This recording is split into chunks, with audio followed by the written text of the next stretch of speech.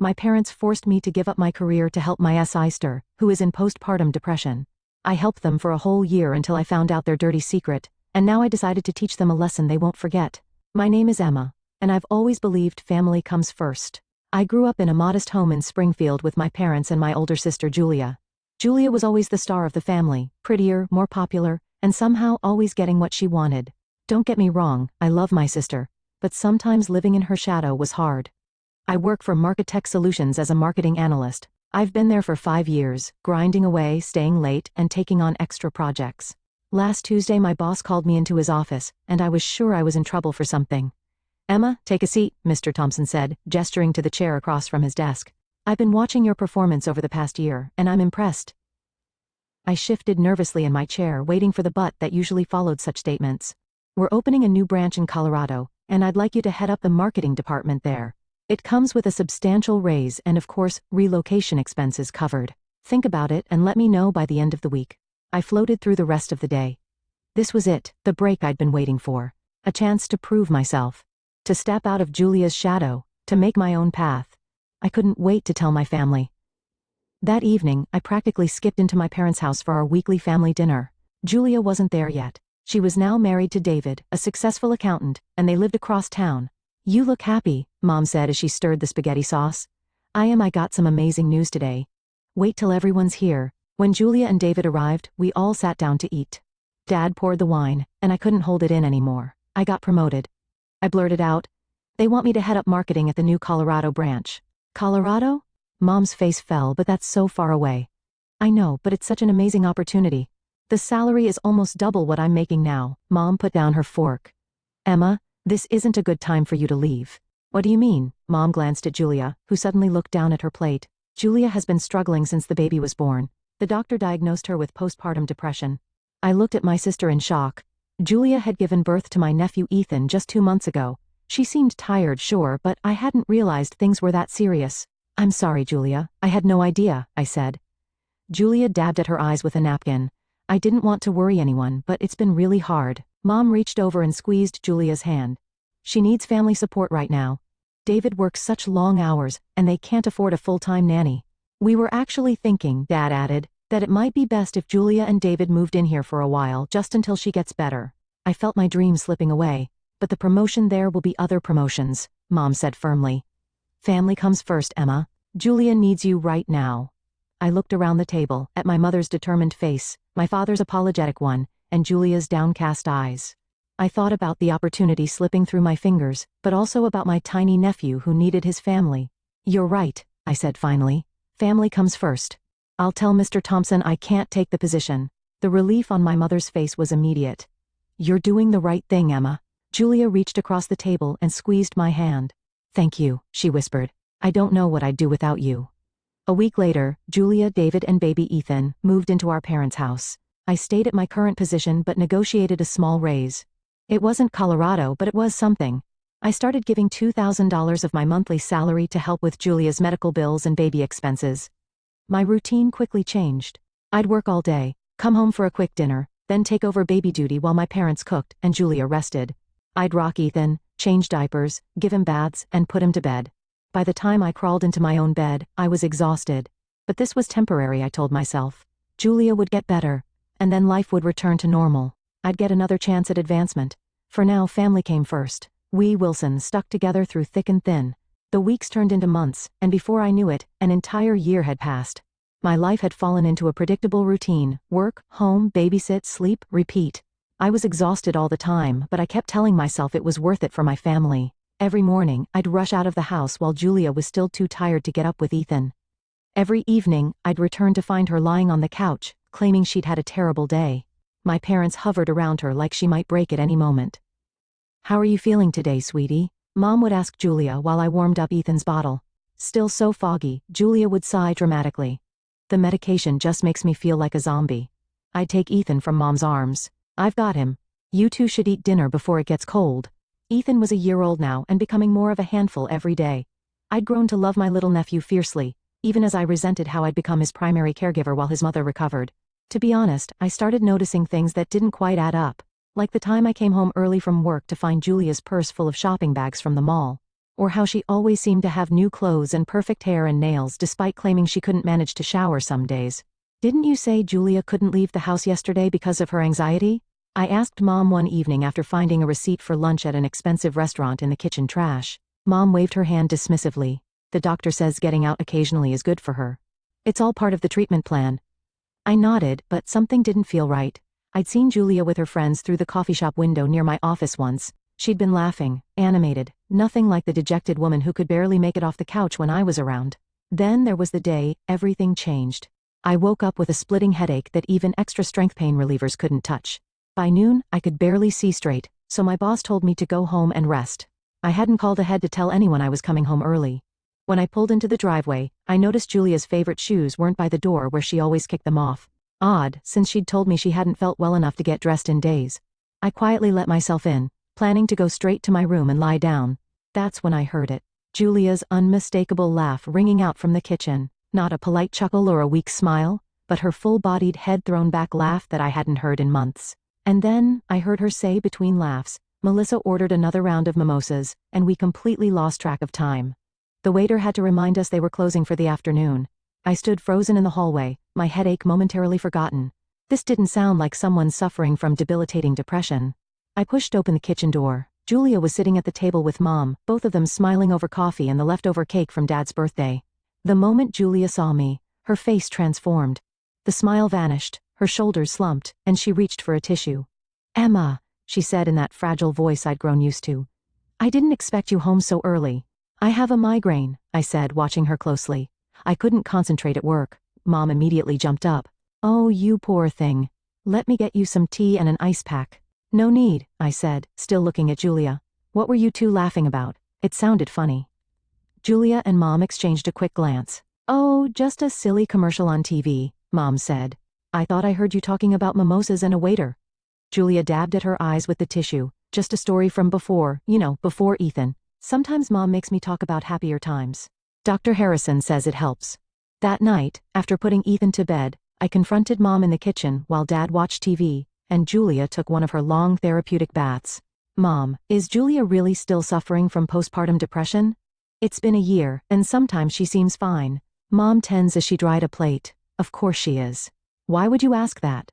"I heard her laughing today, talking about going out with friends. That doesn't sound like someone with severe depression."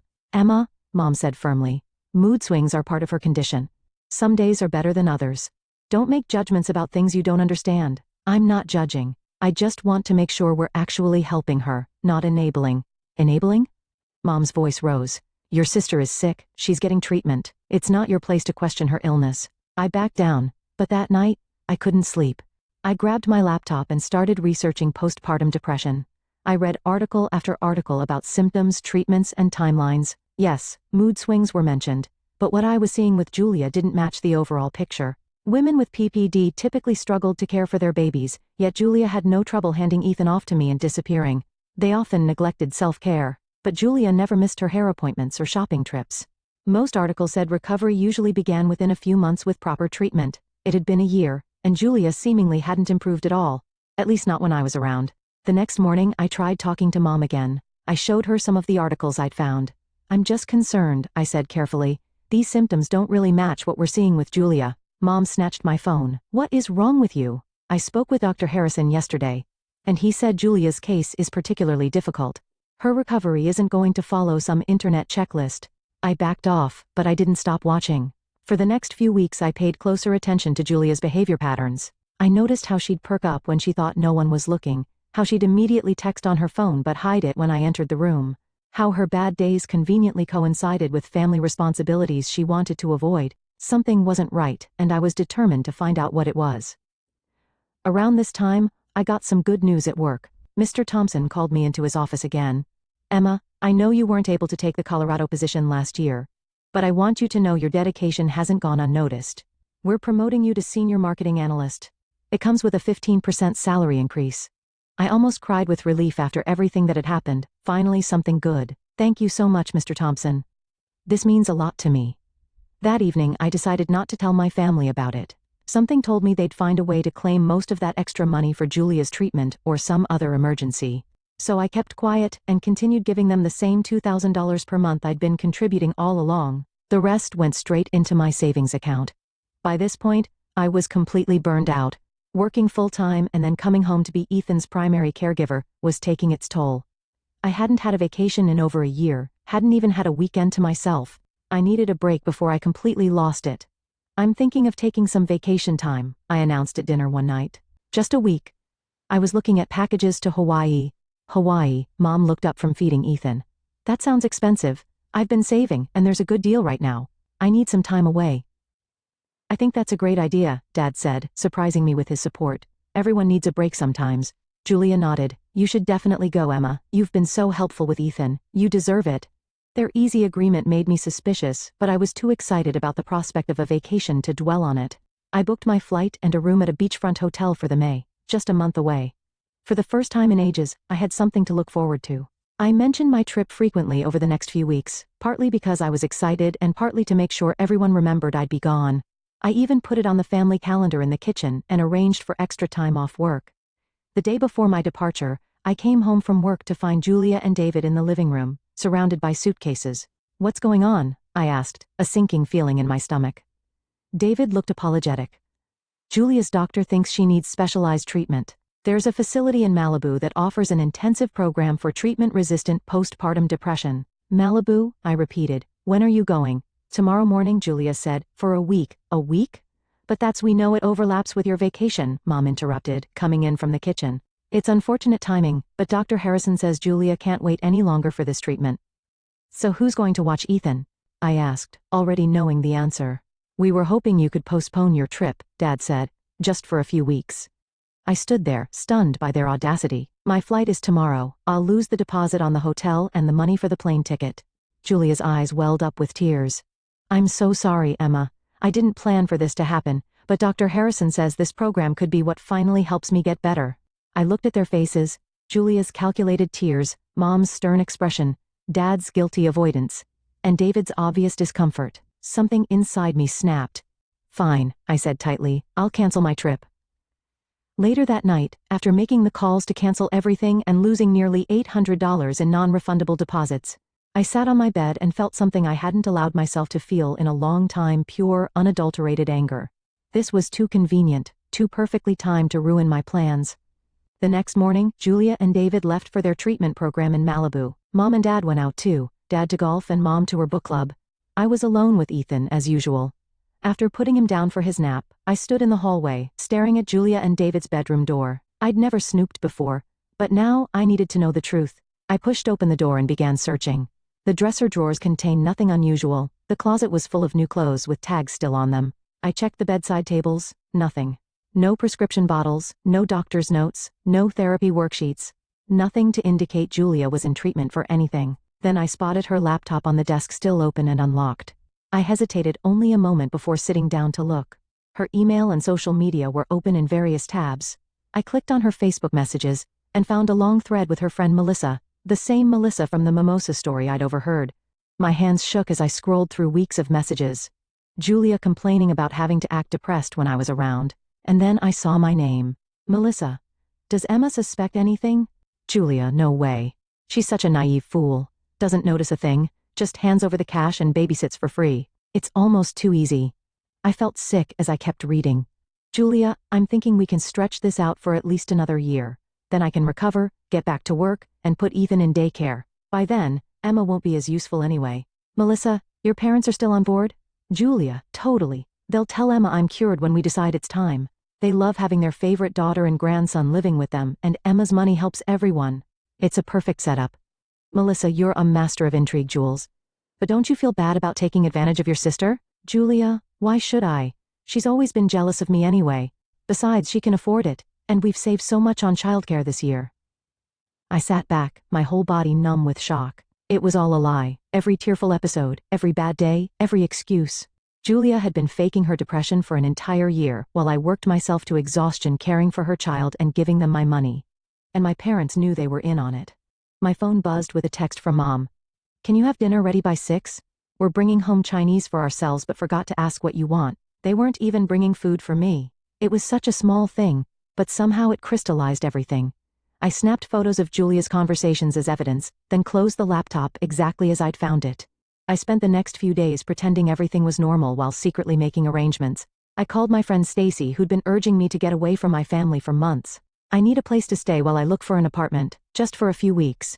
Stay as long as you need, Stacy said without hesitation. I've got your back.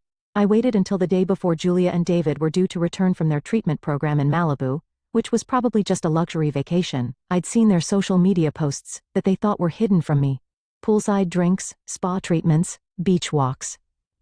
That evening, I started packing my bags while my parents were downstairs watching TV with Ethan.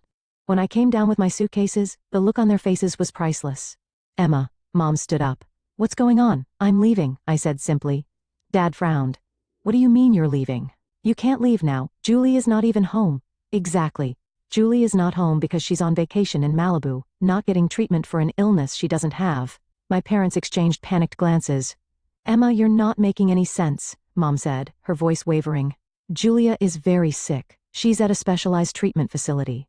I pulled out my phone and showed them the photos I'd taken of Julia's messages with Melissa. She's been faking it for a year, and you both knew. Mom's face went white. Dad started stammering about misunderstandings.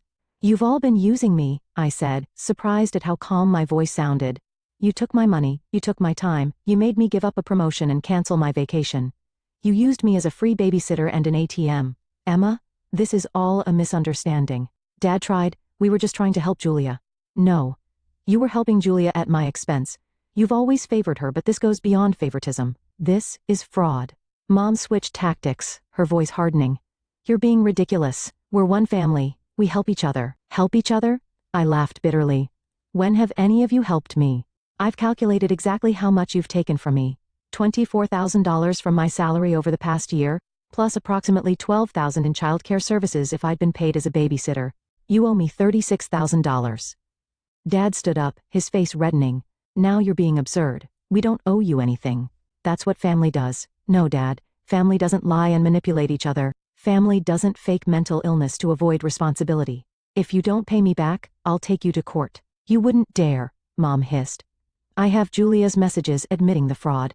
I have bank statements showing all my transfers. I even have the receipt from the treatment center in Malibu, which is actually a luxury resort and spa. I'm sure David's employer would be very interested to know he participated in this scheme. Dad's face paled. You destroy your sister's marriage? Break up this family? You already broke this family when you decided to exploit me, I replied.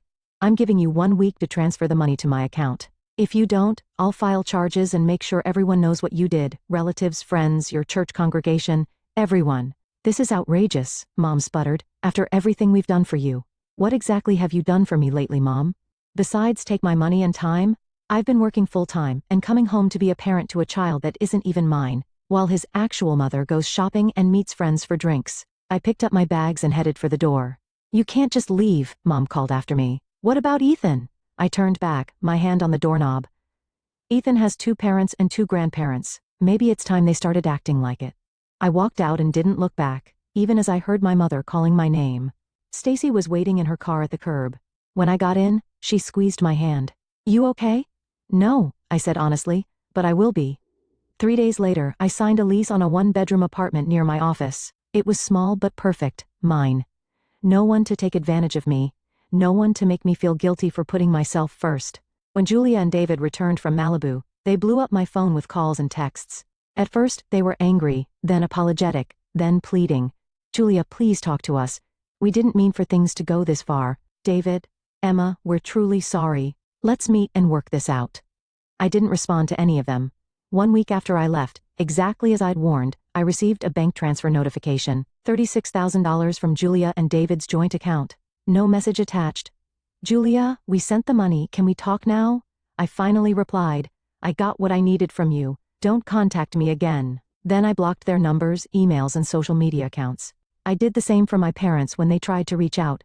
It's been 6 months now since I walked away from my family. Sometimes I miss them, or rather, I miss who I thought they were. I miss the idea of being part of a family that truly cared about each other. But I don't miss being used and taken for granted. I'm still at Market Tech, but there are rumors about a new branch opening in Austin next year. I've already told Mr. Thompson I'm interested. The farther from this city and the memories it holds, the better. Sometimes I lie awake at night and wonder if I'll ever be able to forgive them. Not for their sake, but for mine.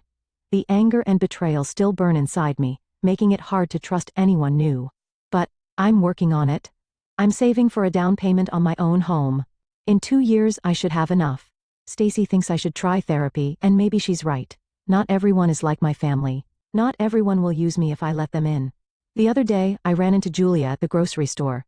I was in the produce section when I heard Ethan's voice calling, "Emma, Emma." I turned to see him reaching for me from a shopping cart. He's almost 2 now, and talking more. Julia stood frozen beside him, looking like she'd seen a ghost. For a moment, I felt a pang of longing. I missed that little boy. But then I remembered everything his mother had done. Everything my parents had enabled. I put down the apple one was holding, turned, and walked away. Julia didn't follow me. Maybe someday I'll create a new family, one built on honesty and mutual support rather than exploitation. But for now, I'm focusing on healing, on building the life I deserve, on remembering that I matter too. And when that transfer to Austin comes through, I'll be ready for a fresh start. A new city, new people, new possibilities. A chance to define myself not as Julia's sister or Ethan's aunt or the family doormat, but simply as Emma, a woman who finally learned to put herself first.